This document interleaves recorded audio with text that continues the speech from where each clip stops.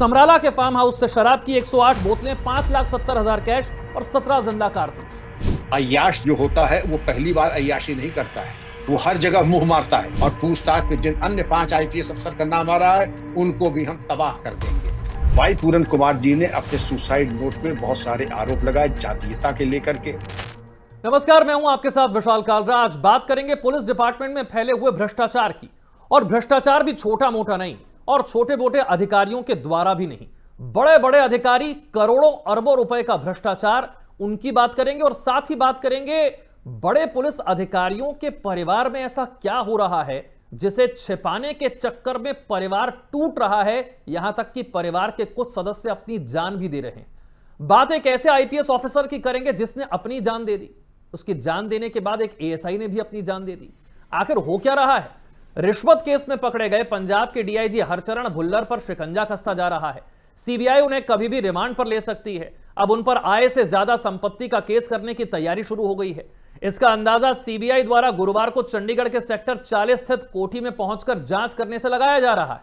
इसके अलावा एक और बहुत ही हैरान कर देने वाला केस, पंजाब के पूर्व DGP मोहम्मद मुस्तफा के 35 साल के बेटे अकील अख्तर का डेथ केस अब CBI को ट्रांसफर हो रहा है। हरियाणा सरकार ने इस बारे में केंद्र सरकार को एक पत्र लिखा है। हालांकि CBI की तरफ से केस को लेकर अभी रिप्लाई नहीं आया है। वहीं गुरुवार को हरियाणा पुलिस की SIT ने मुस्तफा फैमिली को जांच में शामिल होने के लिए नोटिस भेजा है। हरियाणा के रोहतक में साइबर सेल में तैनात ASI संदीप लाठर के खुदकुशी करने के बाद उनके भाई शीशपाल ने यह आरोप लगाया है। संदीप सुसाइड कर चुके IPS पूरन के गनमैन के खिलाफ वसूली मामले में जांच कर रहे थे। सोचिए ये केस कैसे जुड़ते चले जा रहे हैं। 14 अक्टूबर को IPS पूरन की बात करें, खुद को गोली मारकर उन्होंने अपनी जान दे दी थी। और जान देने से पहले संदीप ने एक वीडियो और एक नोट भी छोड़ा था जिसमें IPS पूरन कुमार पर भ्रष्टाचार के गंभीर आरोप लगाए गए थे। इससे पहले 7 अक्टूबर को IPS पूरन कुमार ने भी सुसाइड कर लिया था। उन्होंने IAS पत्नी अमनीत P कुमार को भेजे 8 पन्ने के आखिरी नोट में 15 अफसरों को अपनी मौत के लिए जिम्मेदार ठहराया था। DIG हरचरण भुल्लर पर उनकी बात करेंगे, पंजाब के पूर्व DGP की बात करेंगे, हरियाणा के IPS ऑफिसर पूरन साहब की बात करेंगे। ये 3 केसेस क्या बता रहे हैं पुलिस डिपार्टमेंट में फैले भ्रष्टाचार के बारे में? ये केसेस क्या बता रहे हैं कि ऐसा क्या छुपाया जा रहा है जिससे परिवार का कोई सदस्य जान दे देता है, वो इतने गंभीर आरोप लगाता है? इस पर बात करने के लिए बेहद खास मेहमान पूर्व DGP विक्रम सिंह साहब हमारे साथ जुड़ गए हैं। सर, बहुत बहुत स्वागत है आपका। नमस्कार, बड़ी कृपा की कि आपने अवसर दिया इन महत्वपूर्ण बिंदुओं पर वार्तालाप के लिए, आभारी हूं। सर, एक नहीं, दो नहीं, तीन इतने बड़े केस हो गए और वो भी कुछ ही दिनों में। चाहे भुल्लर साहब का केस हो, चाहे पूर्व DGP का केस हो, मुस्तफा फैमिली का केस हो, पूरन साहब का केस हो, ये सब बड़े बड़े अधिकारी हैं। छोटा मोटा भ्रष्टाचार नहीं है, बहुत बड़ा भ्रष्टाचार है। मैं DIG हरचरण भुल्लर के साथ बातचीत की शुरुआत करना चाहता हूं और दर्शकों को बताना चाहता हूं कि जब उनकी कोठी पर और फार्म हाउस में तलाशी ली गई तो मिला क्या। इस बातचीत की शुरुआत में आप समझ जाएं कि हम कितने बड़े केस की बात कर रहे हैं। चंडीगढ़ की कोठी DIG भुल्लर साहब की 7.5 करोड़ कैश, 2.5 किलोग्राम सोने के गहने, रोलेक्स और राडो समेत 26 लग्जरी घड़ियां, 50 से ज्यादा प्रॉपर्टीज के डॉक्यूमेंट, लॉकर की चाबियां, कई बैंक अकाउंट की डिटेल, 100 से ज्यादा जिंदा कारतूसों के साथ 4 हथियार, समराला के फार्म हाउस से शराब की 108 बोतलें, 5,70,000 कैश और 17 जिंदा कारतूस। क्या हो रहा है सर? विशाल जी, एक कोई मामूली भ्रष्टाचार का केस नहीं है। ये भ्रष्टाचार की जब सड़ांध बिल्कुल अपनी पराकाष्ठा पे होती है तो इस तरह का भ्रष्टाचार होता है। एक जमाना था कि जब बाप माँ औलाद की नालायकी सूंघते थे कि तुम्हारे मुंह से सिगरेट की दुर्गंध आ रही है, और पुलिस में अन्य विभागों में देखते थे कि आप बहुत महंगी घड़ी पहनी है आपने, आज आप 4 व्हीलर पे आए हैं, मैं आपके खिलाफ करूंगा लिविंग बियॉन्ड मीन्स का मुकदमा। आज न कोई देखता है गांधी जी के 3 बंदर, सबकी आंखें बंद, कान बंद, मुंह बंद, न किसी में इतना नैतिक साहस है कुछ कह दे। ये अकस्मात, ये पाप की कमाई एक दिन में थोड़ी, ये पहाड़ इकट्ठा हुआ, ये विशाल जी इकट्ठा हुआ है वर्षों में।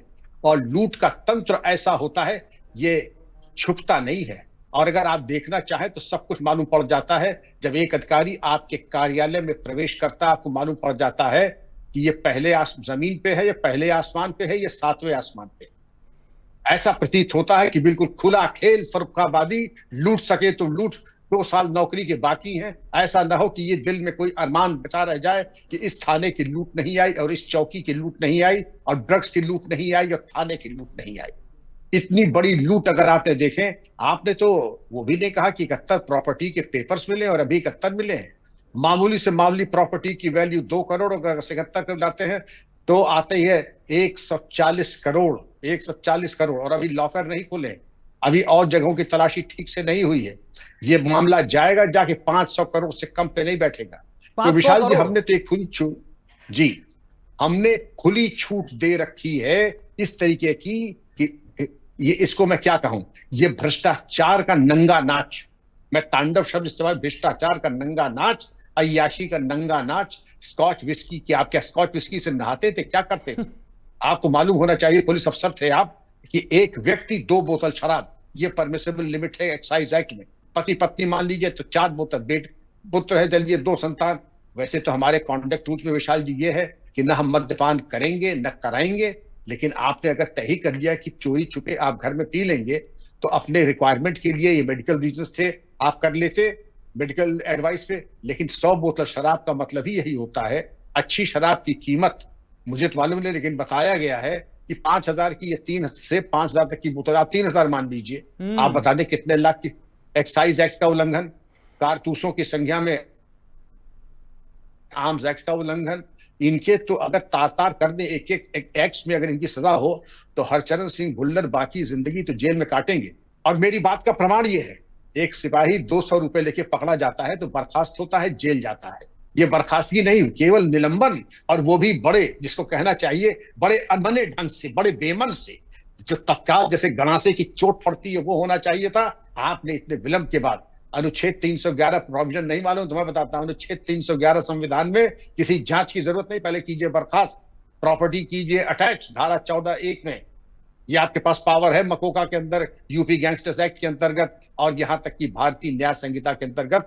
आप ये नाजायज और हराम की कमाई आपने कब्जे में अब तक क्यों नहीं लिया? आपने क्यों नहीं कहा कि हम इसको कब्जे में ले रहे हैं और पूछताछ में जिन अन्य 5 IPS अफसर का नाम आ रहा है उनको भी हम तबाह कर देंगे? दरअसल आपने बड़े अनबने ढंग से, कौन किसको टोकेगा? ये तो पार्टनर्स हैं। एक पार्टनर पकड़ा, अगर कहीं आपने ज्यादा गर्दन दबाई तो वो पार्टनर बोलने लगेगा कि हम तो हुजूर 500 करोड़ के हैं। लेकिन आप बताएं मंत्री जी, आप तो 5,000 करोड़ के आदमी हैं और उनसे ऊपर तो 10,000 करोड़ के आदमी। तो सूप बोले तो बोले, छलनी क्या बोले जिसमें 72 छेद हो। लेकिन सर, आपने कहा 5 IPS ऑफिसर, ये बात मैंने आपसे पहले भी सुनी, मैंने कई जगह पर और भी आपको देखा बातचीत करते हुए इस मुद्दे पर। आपने कहा ये पूरा नेटवर्क है, कोई अकेला आदमी इतनी बड़ी रिश्वत नहीं लेता, और अकेला आदमी रिश्वत लेता है उससे डर लगता है कि मैं पकड़ा जाऊंगा। अक्सर ये टीम बना के चलते हैं, नेटवर्क इनका पूरा होता है। तो जो भुल्लर साहब के पास से मिला है वो तो थोड़ा सा ही है, इसके अलावा जो 5 IPS ऑफिसर हैं उनके वहां पर जब पहुंचेंगे तो हो सकता है और भी बहुत कुछ मिलेगा और बहुत सारे लोगों के नाम सामने आएंगे। पता चलेगा कि आपने एक और चीज भी कही, मैं सुन रहा था एक जगह पे, आपने कहा कि जैसे अतीक किया करता था कि कितनी बड़ी प्रॉपर्टी है साहब, 50 करोड़ की प्रॉपर्टी है, आपसे औने पौने दाम पर लिखवा ली गई। इनका मोडस ऑपरेंडी क्या है? ये माफिया ही तो है, ये पुलिस ऑफिसर थोड़ी ना है। ये कैसे काम करते हैं, कैसे इतना बड़ा पैसा बनाते हैं? क्योंकि आम आदमी से भ्रष्टाचार करके तो आप इतना पैसा नहीं कमा सकते, आपने कुछ बहुत बड़ा किया होगा ना, तभी तो इतना सारा पैसा इकट्ठा हुआ। विशाल जी, एक अमेरिका में एक व्यक्ति था, उसका भी नाम आप ही का नाम राशि था, विशाल बत्ता। और विशाल बत्ता ने कहा कि मैं NRI हूं, मेरा एक भाई वहां पर है, और उसको इस तरीके से फंसाया कि हमारी जमीन ने कहा कि हम तुम्हें एक केस में बचा देंगे, निकाल देंगे, लेकिन अपनी जो प्राइम लैंड है औने पौने दाम पे हमें बेच दो। जो अतीक करता था उसने भी किया। तो जो जमीन मान लीजिए 25 करोड़ की है, इन्होंने कहा 1 करोड़ में हमारे नाम लिखवा दो, जो बेसिक सर्किल रेट होता है, जिससे कि इनकम टैक्स का सर्वे ना हो। सर्किल रेट के हिसाब से उन्होंने अपने नाम लिखवा लिया। अब आपने पूछा कि 5 IPS, ये गिरोह की तरह काम करते हैं, और ये जिसको कहते हैं he is a dacoit in uniform, ये वर्दीधारी डकैत है, वर्दीधारी डकैत है। और इसमें अगर इनको इसी तरीके से कहें कि डकैत तो फिर भी है, कि जाना जाता कि डकैत है, उसकी हिस्ट्री शीट होती है। ये तो एक पूर्व पुलिस महानिदेशक के पुत्र हैं, महल सिंह भुल्लर के पुत्र हैं ये। वो मेजर महल सिंह भुल्लर थे जो पंजाब रेजिमेंट में देश की सेवा दी है 65 के युद्ध में। लेकिन आज की इनकी देख लीजिए विशाल जी कि इनका वैभव, इनकी लूट की प्रवृत्ति, और आपने ये कहा ये बिल्कुल गिरोह में काम करते हैं और एक दूसरे के पूरक है। जो एक दलाल था इनका, और वो दलाल मुझे नाम याद कृष्णु, आ रहा कृष्णु। है। हाँ, कृष्णु जो दलाल था, तो वो तो एक प्यादा था, और दूसरे का साहब कृष्णु ने हमसे सेल्फी खिलवा ली। मैं तो पब्लिक का आदमी हूं, आप पब्लिक के आदमी, तो ऐसे ही तरह के अवांछनीय लोगों के साथ आपकी सेल्फी खिंचती है कि आपने सेल्फी जो बन में आए जो है आके सेल्फी खिंचवा ले। तो कृष्णु जो है वो इनका रिसीवर था, गो बिटवीन था, और बर्थडे पार्टी में इस तरीके से आना जाना ये भी अत्यंत आपत्तिजनक है। फार्म हाउस है। अच्छा, दूसरी चीज ये है, एनुअल प्रॉपर्टी रिटर्न जो होता है हर एक ऑल इंडिया सर्विस ऑफिसर्स का साल में एक बार सारी संपत्तियों का ब्यौरा दिया जाता है। आपके मतलब यहां तो ये आलम है, पब्लिक को एक बार छोड़ दीजिए कि सूचना देने वाले को इनाम दिया जाएगा और सूचनाएं गोपनीय रखी जाएंगी। तो तमाम ऐसी चीजें जानकारी आ जाती हैं जो कि कोई आज छुप नहीं सकती है। आखिर रजिस्ट्री हो रही है, सबके परिवार वालों के नाम है, एक सॉफ्टवेयर बन के लगा दिए। मैं लॉ एनफोर्समेंट वालों को बता रहे हैं, एआई एनेबल्ड सॉफ्टवेयर आता है, और आप ये देख लीजिए कि हरचरण सिंह भुल्लर की श्रीमती जी या उनके जितने भी परिवार के लोग हैं और जितने भी सर्विस ऑफिसर्स के नाम परिवार हैं, उनको दे दीजिए, वो एआई बना के दे देगा किसने कितनी प्रॉपर्टी भारत में कहां खरीदी है। लेकिन इसके लिए इच्छा शक्ति होनी चाहिए। आज आप कह रहे हैं कि मैंने पता लगाया 15 ऑफिसर्स की बेनामी संपत्ति और नामी संपत्ति, कल को मेरे ऊपर भी सर्च लाइट की रोशनी न पड़ जाए तो कौन बिल्ली के गले में घंटी बांधेगा। सवाल ये उठता है कि शेर के गले में घंटी बांधेगा कौन, क्योंकि जो बांधेगा वो कहेगा कि उसके लिए पहले ये होना चाहिए कि चरित्र का मजबूत और दृढ़ होना चाहिए, दृढ़ इच्छा शक्ति होनी चाहिए, और वो करना चाहे तो सब कुछ कर सकते हैं, नहीं करना चाहे तो विशाल जी इच्छा शक्ति का अभाव और किलर इंस्टिंक्ट का अभाव। मैं कहता हूं किलर इंस्टिंक्ट, आपके अंदर वो सामर्थ्य नहीं है कि आप कर सकें, क्योंकि अब तक का जो ट्रेलर दिखाई पड़ा, आपने प्रमाद के साथ सस्पेंड किया, आपने डिसमिसल की कोई कार्रवाई नहीं की, जबरन रिटायर करने की कार्रवाई, इनके 2 साल रिटायर, इसका 58 साल इनकी उम्र है, ये जबरन रिटायर भी किए जा सकते हैं, लेकिन आपकी तरफ से कोई कार्रवाई नहीं हुई। मैं अगले केस की तरफ बढ़ रहा हूं और अगला केस भी उतना ही ज्यादा हैरान करने वाला है। पंजाब के पूर्व डीजीपी मोहम्मद मुस्तफा का यह केस है। उनके 35 साल के बेटे की जब मौत होती है तो बहुत सारी चीजें खुलकर सामने आती है। ऐसी ऐसी बातें उनका बेटा आखिरी वीडियो में करता है कि उनके पिता का उस 35 साल के लड़के की पत्नी के साथ, यानी कि ससुर का बहू के साथ अवैध संबंध है, उसने उसे पकड़ा है, वो सोशल मीडिया पर वीडियो जारी करता है, उसके बाद उसकी मौत हो जाती है। इस केस में पूर्व डीजीपी मोहम्मद मुस्तफा, उनकी पत्नी जो कि पंजाब की पूर्व मंत्री रही हैं रजिया सुल्ताना, उनकी बेटी अकील अख्तर की पत्नी, इन पर हत्या आपराधिक साजिश रचने की एफआईआर दर्ज हो चुकी है। जब डीजीपी साहब से पूछा गया तो कहते हैं कि मेरा बेटा तो नशे का आदी था, वो तो ड्रग्स लेता था, वो तो मानसिक रूप से ठीक नहीं है। अब समझ नहीं आ रहा है कि ये जो बेटा कह रहा है वो सही है या फिर डीजीपी साहब की बात मानी जाए कि वो अपने ही घर में अपने ही बेटे को नशे की लत से नहीं बचा पाए। इतना उलझा हुआ ये केस नजर आता है। सर, आप क्या समझ पा रहे हैं?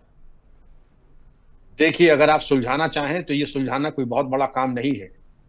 अय्याश जो होता है वो पहली बार अय्याशी नहीं करता है, वो हर जगह मुंह मारता है। जैसे आवारा कुत्ता होता है, उसकी लार हमेशा टपकती ही रहती है। और अगर इसकी शोहरतें आम, general reputation of character and integrity, आप मालूम पड़ जाएगा कि ये जहां जाते हैं ये दिल फेक है। मैं ये नहीं कह रहा हूं कि ये थे कि नहीं थे। मैं 2 प्रकरण आपने बताए, बेटे का डाइंग डिक्लेरेशन वीडियो और जो उसने स्टेटमेंट दिया है, उसके आधार पर ये आपको जांच करनी होगी क्या ये हजरत उनके बारे में, उनके जो चैट्स हैं, उनके कॉन्वर्सेशंस हैं, टेलीफोनिक और व्हाट्सएप कॉन्वर्सेशंस, ईमेल आईडी, इसको चेक कर ले। मुस्तफा साहब मैं जानता नहीं उनको, लेकिन एवरी मैन, विवेश कहते हैं हर आदमी को आप बेईमान माने जब तक कि उसकी ईमानदारी सिद्ध न हो जाए। हर आदमी को आप बेईमान माने जब तक कि उसकी ईमानदारी प्रमाणित न हो जाए। आप उनके पास्ट कॉन्डक्ट, पास्ट चरित्र के बारे में जानकारी प्राप्त कीजिए, और पास्ट जानकारी के बारे में पहले भी क्या कोई शिकायत आई थी, क्या इससे कोई नाजायज संबंधों की बात प्रकाश में आई थी, और अगर आई थी तो इस केस में एक एक कड़ी से कड़ी, क्योंकि ये चीज छुपती नहीं है। और अगर बेटे ने कहा बेटा पढ़ा लिखा था, लॉ का ग्रेजुएट था, 35 साल उम्र थी और बहुत ही ज़हीन था, लेकिन अक्सर ऐसा होता है कि इनकन्वीनियंट लोग जब ऐसी बातें करते हैं तो उनको ड्रग्स का आदी बता करके एक भागने का रास्ता, मैं अभी लाउड थिंकिंग कर रहा हूं, इन्वेस्टिगेशन की लाइन दे रहा हूं। और अगर ये बात है तो मुस्तफा साहब बिल्कुल बेदाग है, बिल्कुल साफ है। अगर उनकी पुरानी चाल चलन की शोहरत नहीं है, नाजायज संबंध की बात प्रमाणित नहीं हो रही है, और बेटा वाकई ड्रग्स के प्रभाव में उसका इलाज लंबे समय तक हुआ है और नशे का, तो क्या ये पहला वाकया था या इसके पहले भी लड़के ने कोई सबूत दिया था कि वो ड्रग्स के नशे के बाद उसका व्यवहार असंयत हो जाता है? तो विशाल जी कह देना तो बड़ा आसान है, लेकिन अगर प्रमाण आप चाहें तो बहुत से प्रमाण सकते हैं। अब हम आते हैं बेटे के बयान के ऊपर। बेटे के बयान को सिलसिलेवार अगर आप देखें, ड्रग्स का नशा उसको कहां से मिला, एक डीजीपी का बेटा है, ड्रग्स आए कहां से, और पिताजी ने क्या प्रयास किए कि उसको ड्रग्स उसके, जब आप अपने बेटे को ही महफूज नहीं रख सके तो मैं पूछना चाहूंगा काहे बात के लिए आपने वर्दी पहनी, काहे बात के लिए आप डीजी हुए? आपको कम से कम इकलौता बेटा था, आपको सोचना चाहिए था कि उसको महफूज रखें, ड्रग्स के काले साए से दूर रखें। और अगर आया है तो पहली जवाबदेही माँ बाप की आती है। माँ मंत्री, बाप डीजीपी, और तब भी एक बेटा महफूज नहीं। किस बात की वल्दियत आपने दी और तरबियत दी है आपने अपने बेटे को। अब हम बात आते हैं कि बेटा मान लीजिए ड्रग्स के आदी हो गया, सब कुछ प्रयास करने के बाद भी, सारी मोहब्बत और सारी तरबियत के बाद ड्रग्स ले लिए। उसके बाद आपने जब पहले मालूम पड़ा, आपने ट्रीटमेंट पे कोई डिले किया है, ट्रीटमेंट तुरंत दिया, या आपने उसको और ढकेल दिया ड्रग्स पे। ढकेलने के कई उद्देश्य थे, इसके बारे में हम चर्चा अभी नहीं करेंगे, क्योंकि इन्वेस्टिगेशन का वो बिंदु है कि आपने क्या प्रयास किए कि बच्चे को ड्रग्स के हम उसमें निकाल लें भंवर से। और अगर ड्रग्स का था तो आपने और क्या प्रयास किए? ड्रग्स में प्रयास है तो शादी क्यों की आपने? और शादी अगर आपने की तो इसके बारे में तो खैर इन्वेस्टिगेशन है कि क्या कम्युनिकेशन के चैनल्स थे ससुर और बहू में। ये चीजें बड़ी अप्रिय है, लेकिन इन्वेस्टिगेशन के एक बहुत अहम बिंदु है। इसमें भी बड़ा भ्रष्टाचार का एंगल आ रहा है, क्योंकि जो कहा जा रहा है कि पूर्व डीजीपी ने मलेरकोटला में एक बड़ा महल, पंचकुला में आलिशान कोठी बना रखी थी। ऐसे में इनकम और अर्जित की गई प्रॉपर्टी की जांच ईडी से करवानी चाहिए, यह मांग भी उठ रही है। यानी कि यहां पर भी भुल्लर साहब की जो महल बने हुए हैं, कोठियां बनी हुई हैं, ऐसी यहां भी महल और कोठियां बनी हुई हैं। यहां भी जांच जाएगी वहां तक, पर क्या जांच वाकई वहां तक जा पाएगी? विशाल जी, आपको फिर ईडी की रोपड़ में एक ऑफिस खोलना पड़ेगा, एक मलेरकोटला में खोलना पड़ेगा और एक चंडीगढ़ में खोलना पड़ेगा, क्योंकि जिससे आप एक प्याज की एक परत उतारेंगे और परत दर परत आप देखेंगे कि जो सड़ांध और भ्रष्टाचार की दुर्गंध आएगी। ईडी क्या, अभी सीबीआई लगा दीजिए, एंटी करप्शन लगा दीजिए, क्योंकि ये लोकल पंजाब की सरकार के ऑर्गेनाइजेशन तो इसको करने से रहे, क्योंकि बिना उनकी मूक सहमति ये हो नहीं सकता था। और अगर हुआ है, यहाँ तो आईएएस आईपीएस एक 3 कमरे का फ्लैट ले ले रिटायरमेंट के पहले तो बहुत बड़ी बात है। यहाँ मालूम पड़े कि जो पैलेसेस बंगले हैं मलेरकोटला में भी है और चंडीगढ़ में भी है और पता नहीं कहां कहां पर है, तो जांच तो होनी चाहिए। और जांच यही नहीं, जो जो संदिग्ध आते हैं सबकी जांच होनी चाहिए। मैं अब एक आखिरी प्रकरण जिस पर हम चर्चा करेंगे उस पर बढ़ता हूं, आईपीएस पूरन साहब का केस। उसके बाद एक एएसआई साहब अपनी जान दे देते हैं।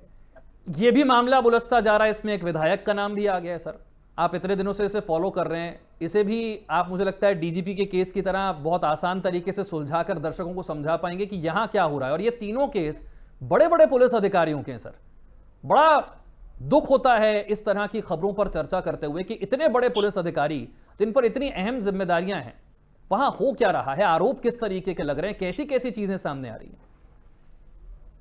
विशाल जी, बड़े नहीं होते, बड़े होते हैं अपने चरित्र से, अपने कर्तव्य परायणता से। ये ठीक है, ऊंचे ओहदे के अधिकारी एक बड़ी कुर्सी पे जाने का उनको अवसर मिला, ये बात दूसरी है कि वो उस कुर्सी के लिए उपयुक्त थे नहीं थे, ये तो खैर इन्वेस्टिगेशन बताएगा। अब वाई पूरन कुमार जी के बारे में हम आ जाते हैं। वाई पूरन कुमार जी ने अपने सुसाइड नोट में बहुत सारे आरोप लगाए जातीयता के लेकर के, उनकी वरीयता की अवहेलना या उपेक्षा करने की, उनका अपमान करने की, मंदिर में जाने के बाद उनको मंदिर में, पुलिस लाइन के मंदिर में जाने न दिया जाए। मैं आपको बता दूं, 36 साल में हमारी नौकरी ऐसी है, और पंजाब पुलिस बहुत ही सेक्युलर और बहुत ही ज्यादा इस तरीके के मामलों में जातीयता से बहुत ऊपर है। हमारे विभाग में ये सब हो नहीं सकता है। हमारे विभाग में न कोई किसी की जात पूछता है, न जानता है, और ये सुनिश्चित करता है कि जातीयता का पुट और तड़का हमारे व्यवहार में कभी ना आए। और अगर था तो आपने पहले क्यों नहीं कहा? लेकिन दूसरी चीज मैं ये कहूंगा कि क्या सैनिक सम्मेलन में आपने कभी कोई चीज कही, आपने अपने वरिष्ठ अधिकारियों से ये कोई बात कही कि आपकी बातें सुनी नहीं जा रही हैं? आपको एडीजीपी तक का अगर प्रमोशन मिला तो इतना तो स्पष्ट है कि आपको प्रोन्नति में कोई रुकावट नहीं आई। अगर प्रोन्नति में रुकावट नहीं आई तो सबसे बड़ा ज्वलंत प्रमाण यह है कि आपके साथ कोई भेदभाव नहीं किया गया। भेदभाव होता, एडवर्स एंट्री दी गई होती या एवरेज एंट्री दी गई होती, तो आप एडीजीपी तक नहीं पहुंच पाते। एक चीज, 2000 बैच, एक बैच का अफसर एडीजीपी बन चुका है मरने तक। मैं तो समझता हूं कि उसको इस बात का संतोष होना चाहिए।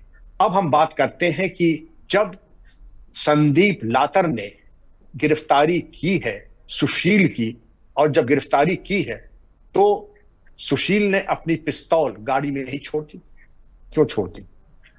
उसको हैंडओवर क्यों नहीं किया? दूसरी चीज कि जब उसको पकड़ा गया है तो संदीप ने कहा अगला नंबर आपका है। ऐसा ही, हाँ, अगला नंबर आपका है ये कहा, क्योंकि ये सर्वविदित होता है। आदमी जैसे पहले पता लगा लेता है कौन किसके लिए पैसा लेता है।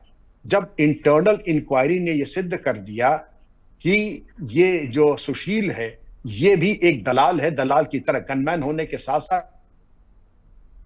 ये दलाल भी था वाई पूरन कुमार का, और वो कई लोगों से रिश्वत एडीजीपी के नाम पे लेता था। अब ये विवेचना बताया कि खुद लेता था, उनके नाम पे लेता था, लेकिन जब उसने ये कह दिया तो इनको वाई पूरन कुमार को मालूम पड़ गया। आपने तो अभी हरचरण सिंह भुल्लर की जो वैभव देखा है, अगर आप इनका भी वैभव देखेंगे, ये भी किसी से कौन किस पे भारी पड़ेगा ये आप चुन नहीं पाएंगे। पत्नी आईएएस, साला आम आदमी पार्टी का एमएलए, और पूरा परिवार बहुत ही रसूख वाला था। अब ये तमाम बातें जो ताना बाना अगर आप बुन रहे तो आप ये देखेंगे, फिर जो कहते हैं कि संदीप ने, आखिर फिर संदीप ने क्यों आत्महत्या की है? अगर आप संदीप को देखें तो वो बहुत भावुक व्यक्ति था और उसके कार्य और आचरण से लगता था कि वो ईमानदार था, वरना सहज इस तरीके से कोई हाथ डाल देना, इसको कहने का कि शेर के मुंह में हाथ डाल देना, शेर के मुंह में हाथ डाल देना और एक प्यादे को गिरफ्तार कर लेना और यहां तक कि कह देना कि अगला नंबर आपका है। तो वाई पूरन सिंह तो समझ गए कि इनके ताश का घर अब ढहने वाला है, अब ये रुकने वाला नहीं है।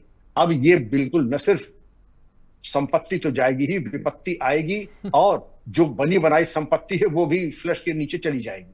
तो उन्होंने कहा कि इसको बचाने का एक ही मार्ग है जो इसके पहले कई लोगों ने लिया था।